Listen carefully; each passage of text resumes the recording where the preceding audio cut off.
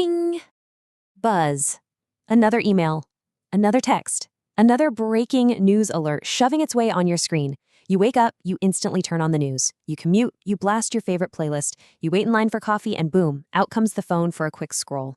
Does that sound familiar? Well, welcome to This Explainer. Today, we're going to dive into something that we have absolutely lost touch with in our modern, hyper-connected lives. We're just constantly flooded with information, auditory input, and endless visual stimulation. Our default state has become noise. And honestly, it is relentless. So, let's be totally honest for a second here. When was the last time you were truly alone with your thoughts? And I don't mean in the shower with a playlist going, or driving with the radio on, or trying to fall asleep with some sitcom humming in the background. I mean completely, utterly, singularly alone with just your own mind. If you're struggling to remember, you are definitely not the only one. All right, let's get into section 1, a world terrified of silence. Music, videos, notifications, conversations, just endless scrolling. Every single empty second of our day gets instantly stuffed with one of these things. We kind of use them like a security blanket, you know? If there's an awkward, quiet moment in an elevator, we immediately reach for the phone. If we're just walking down the street, the earbuds go right in.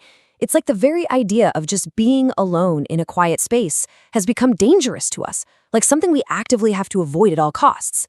We're packing our days so full of external input that there's literally zero room left to just exist.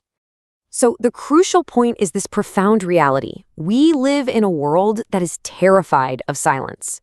Just think about how wild that actually is. We aren't just distracted anymore. We are actively afraid of the quiet.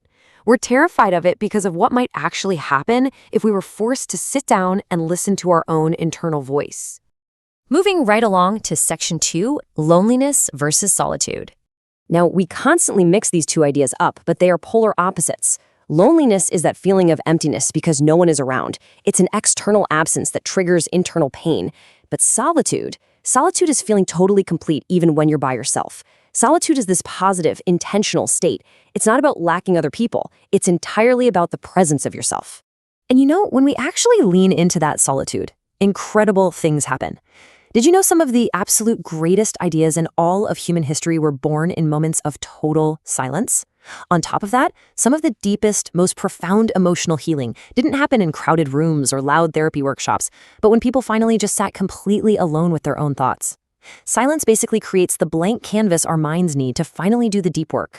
It's like silence acts as this powerful revealer. When you peel back all that noise that's constantly hiding your true self, silence actually shows you what truly matters. It reminds you of who you actually are at your core, completely detached from the heavy expectations of the world, or your boss, or your peers, or social media.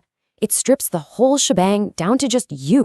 And we can see the perfect example of this if we just look outside ourselves, to the natural world. There's a very specific reason why stepping into a forest or a park feels so deeply peaceful to us. The mountains aren't competing with each other, the trees don't rush to grow faster, the ocean doesn't ask for validation or likes or shares. Everything in nature simply exists exactly as it is, and somehow, that pure existence is entirely enough. Which brings us perfectly to section 3, the still lake metaphor. Okay, I want you to visualize something with me for a second. Imagine you're sitting beside a beautiful, quiet lake early in the morning. There's no wind, no boats. The surface of the water is perfectly calm and smooth, just like glass. In that state of total stillness, the water acts as a perfect mirror. It reflects the sky above it with absolute, incredible clarity. But, as the old wisdom goes, when the water is constantly disturbed, nothing can be seen clearly. Imagine picking up a handful of rocks and just hurling them into that lake, splashing the water, churning it all up. The reflection shatters, right? The clarity's totally gone. This is exactly how your mind works. When your thoughts never stop racing, when you're constantly bombarded by all that modern noise we talked about earlier, everything in your life gets blurry. Suddenly, tiny little problems feel absolutely enormous, and making even simple decisions gets incredibly overwhelming, just because the surface of your mind is constantly agitated. But here's the flip side. When your mind becomes still, clarity appears naturally.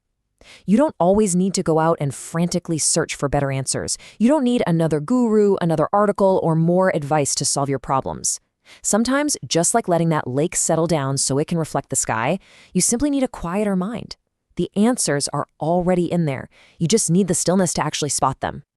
Let's dive into section 4, reconnecting with yourself. So it's absolutely vital to carve out time away from that constant stimulation. And there are some really simple, highly effective ways to do this. Go for a walk without your headphones. Just listen to the ambient world for once. Watch the sunrise in total quiet. Grab a physical paper book instead of doom scrolling on your phone for the 5th time today. Or just sit quietly for 10 minutes. The crucial takeaway here is that you aren't doing these things to escape your life. You're doing them to finally reconnect with it. And that brings us to this wild irony, something we can call the 5-minute paradox. Think about it. So many people will spend years, decades even, traveling the globe, reading endless self-help books, desperately trying to discover who they really are. Yet these exact same people will actively refuse to spend just 5 unobstructed minutes completely alone with themselves. They're searching everywhere out there in the world for something that can literally only be found internally through silence. Understanding this is paramount. Your internal relationship is going to fundamentally shape every single other relationship in your life.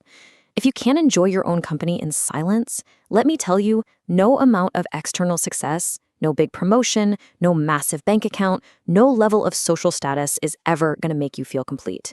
External success can never, ever fix an internal void. All right, our final section, section 5, the peace within. The overarching directive here is incredibly simple, but I promise you it's a total game changer. Learn to become your own safe place. Why? Because wherever you go in this world, whatever room you walk into, whatever country you travel to, you take yourself with you. You are your only permanent companion in this life. You absolutely must learn to be comfortable in your own quiet presence. And when you finally do get comfortable with that silence, you're going to realize something incredibly beautiful. Peace was never hiding from you. It was simply waiting for the noise to disappear. I just want you to let that sink in for a moment. That peace you've been frantically searching for in notifications, in daily distractions, and in endless scrolling, it's already inside you. It's just been drowned out. So I want to leave you with this final question to reflect on today. Are you ready to let the noise disappear?